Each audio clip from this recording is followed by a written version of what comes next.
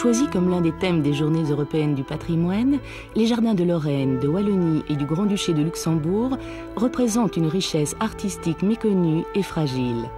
La promenade que nous allons faire ici nous permettra d'en découvrir certains aspects et de mieux mesurer les problèmes que soulève leur conservation. Mais au fait, de quoi est fait un jardin ? Les réponses se succèdent et parfois étonnent en fonction de leur histoire, en fonction aussi de la personnalité de leur créateur. Le sens de l'harmonie est nécessaire. L'harmonie, c'est déjà le plan, l'harmonie, c'est les teintes qui doivent se marier entre elles, les volumes qui doivent se marier également. Je crois que c'est un peu le mot-clé, ça.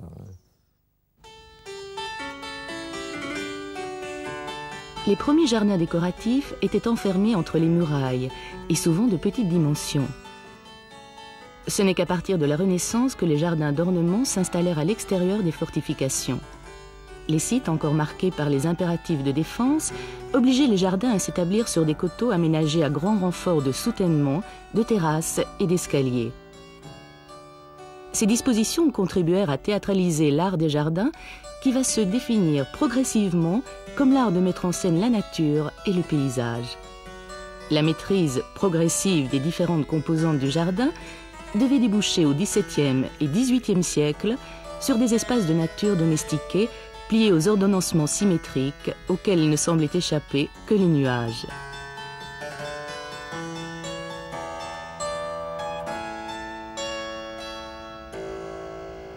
Les compositions symétriques d'alors ont contribué à répandre, comme ici à Lunéville, l'idée d'un jardin inféodé à l'architecture.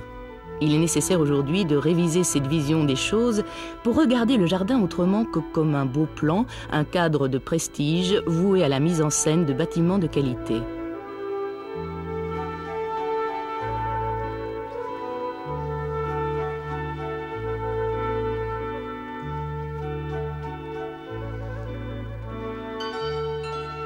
On peut ainsi concevoir le jardin pour lui-même, comme un monde en soi, comme ici dans le petit jardin de Rédange, qui perpétue l'organisation traditionnelle des potagers divisés en carrés par une croisée d'allées.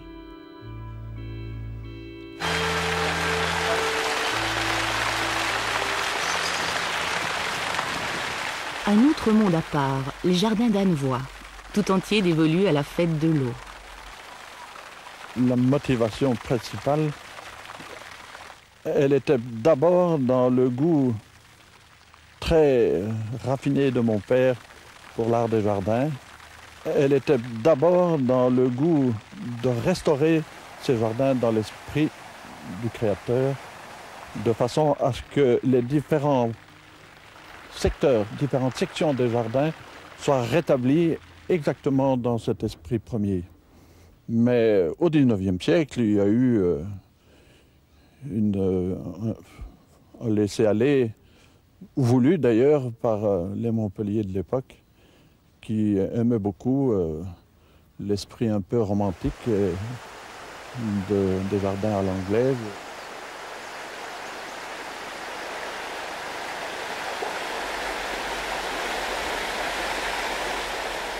Dans cette partie du jardin, les lignes s'assouplissent pour évoquer une nature champêtre entièrement recomposée.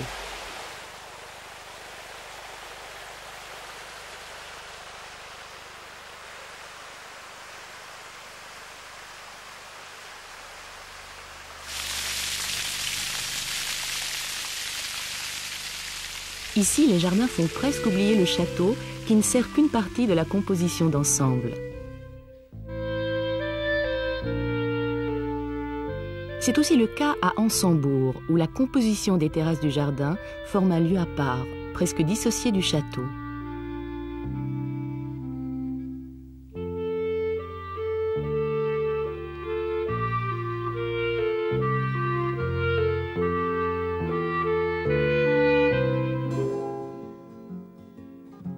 À Gerbévillers, nous pénétrons dans un autre univers, celui du jardin d'odeur.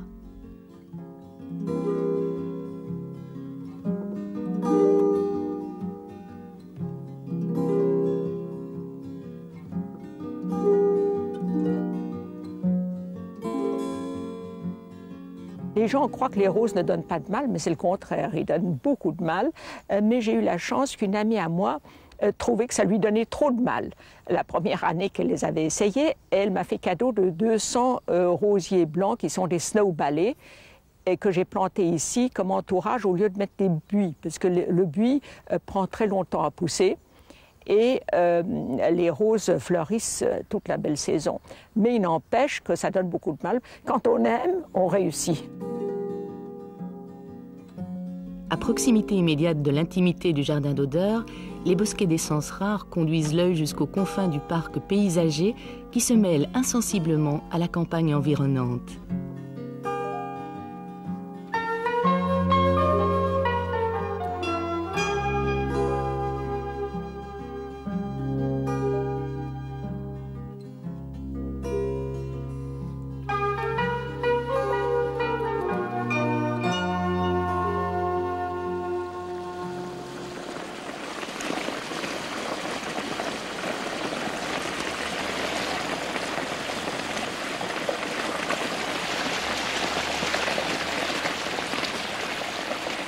J'ai eu la chance d'avoir comme maître, si l'on peut dire, des jardiniers d'autrefois, ce qu'on pourrait appeler des jardiniers de château, qui avaient des connaissances inégalées dans l'horticulture, des connaissances qui, à mon avis, sont en grande partie perdues aujourd'hui.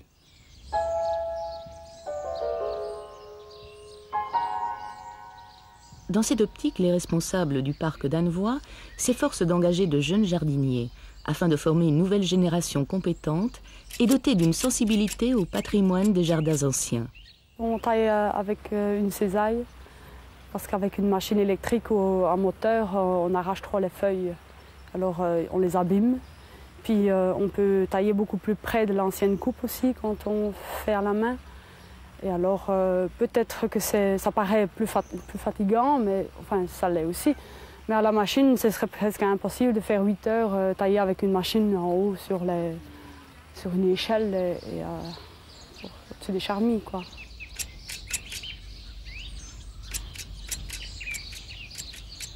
On ne peut absolument pas entretenir d'aussi beaux jardins tels que vous les voyez maintenant, sans que ça coûte énormément d'argent. Nous essayons de trouver une formule qui assure l'avenir de ce patrimoine sous forme d'une fondation ayant comme objet une académie d'art de jardin.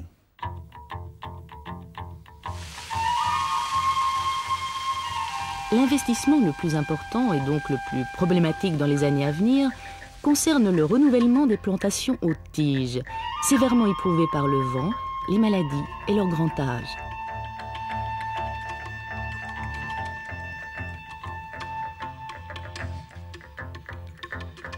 Ici à Enghien, ce n'est pas le patrimoine végétal qui se trouve en péril, mais ce pavillon, dont les maçonneries, le décor sculpté et le bassin qui le baigne feront prochainement l'objet d'une campagne de restauration.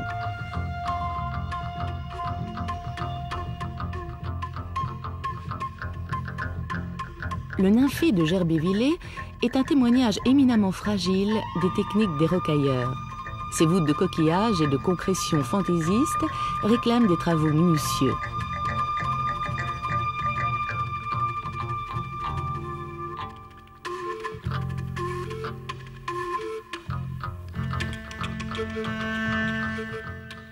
Il faut qu'un jardin donne envie à celui qui le visite de le parcourir. Si on comprend tout du premier coup d'œil, on n'a pas envie de descendre et de se fatiguer. Donc je me suis efforcé d'imaginer un plan avec une ligne de force centrale et puis des allées en diagonale.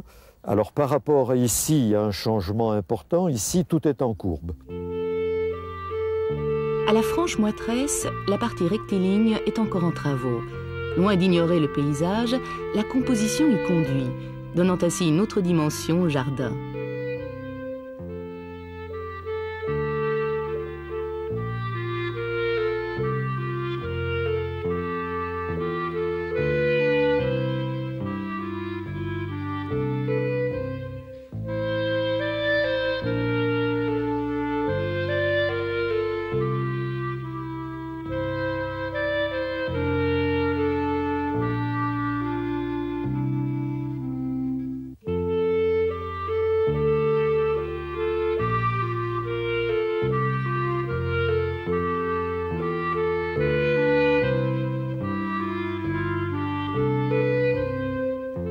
c'est comme les plantes sont comme les êtres humains.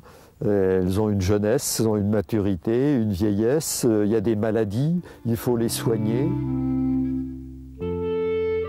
Ces bouquets changeant au fil des jours et des saisons sont la parure du jardin et la récompense de la patience du jardinier. Pour l'harmonie de leurs couleurs, il a su se faire peintre et définir une palette de tons fuyant les trop grands contrastes. Pour combiner leurs époques de floraison, il a dû imaginer, prévoir, essayer, changer. La beauté n'est pas souvent docile.